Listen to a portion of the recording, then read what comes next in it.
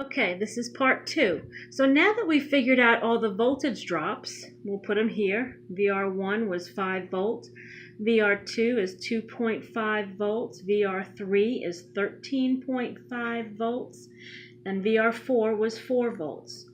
Now we have to figure out the power. Power is in watts. There are 3 equations that you can use. The first equation is P equals I times E, which is current times voltage. The next one, P equals I squared times R. The third one is P equals E squared divided by R. So it's current times voltage, current squared times resistance, or voltage squared divided by resistance. So for example, for the first one, I'm going to put, P R1, I'm going to use I times E. So for this one, PR1, I, remember what's constant in a series circuit is current. So it'd be 5 milliamps. And we're looking at PR1, so we use PR1's information. So that voltage would be 5 volts. PR1 equals, come over here and we can calculate it, 5 milliamps exponent negative 3 times 5 volts is going to give you 0.025, and that is in watts. I do not like watts. We have to put it in milliwatts. So milli is exponent negative 3. So we take this and we move 3 spaces to the right. Exponent negative 1, exponent negative 2, exponent negative 3. So 0.05 watts is the same thing as 25 milliwatts, and that's our answer. So let's do PR2. So PR2, we're going to use I times E again. PR2, I, which is the current, is the same in every single resistor. So it's 5 milliamps times the voltage of R2. So that would be the 2.5 volts. So then PR2 calculated out would look like this. 5 milliamps, 5 exponent negative 3 times 2.5 volts equals 0.0125. So 0.0125 is in watts because there's no exponent negative 3 here. So we move it 3 places to the right. Exponent negative 1, 2, exponent negative 3. So 0.0125 watts is 12.5 milliwatts. Let's do PR3.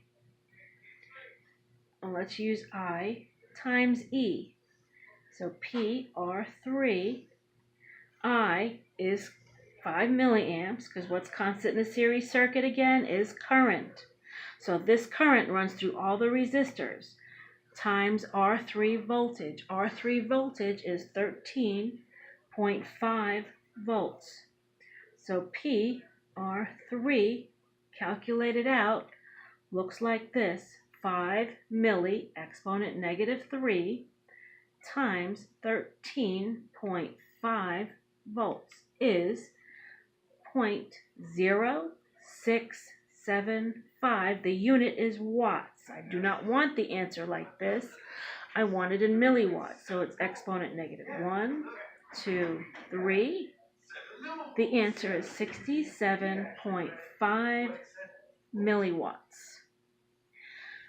PR4 is next. PR4. And we're going to do I times E.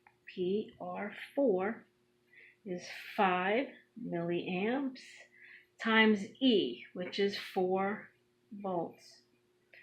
PR4 equals 5 milliamps exponent negative 3 times 4 volts is 0.02 watts, or 1, 2, 3, 20 milliwatts.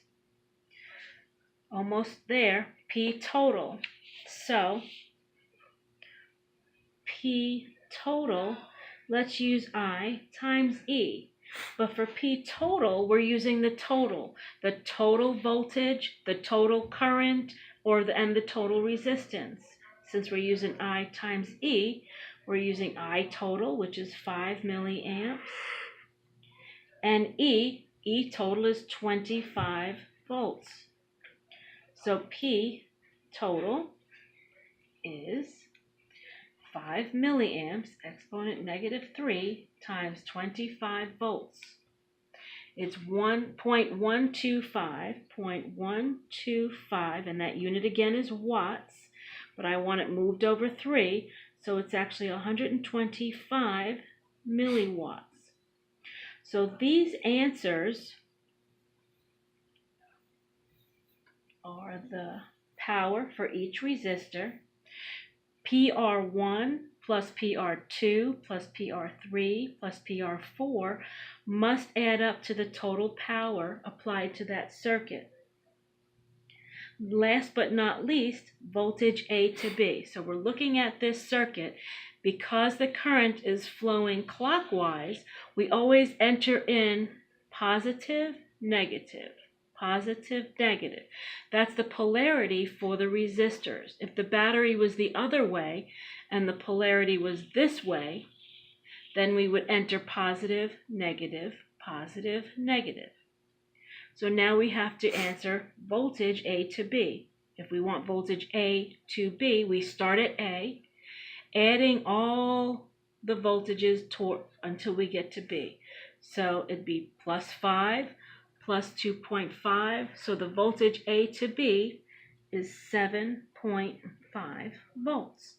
And so now we can add in our answers of 25 milliwatts, 12.5 milliwatts, PR3 is 67.5 milliwatts, PR4 is 20 milliwatts, and P total is 125 milliwatts. So take your time and redo this circuit and make sure that you understand and know how to get these answers. You guys have a great night.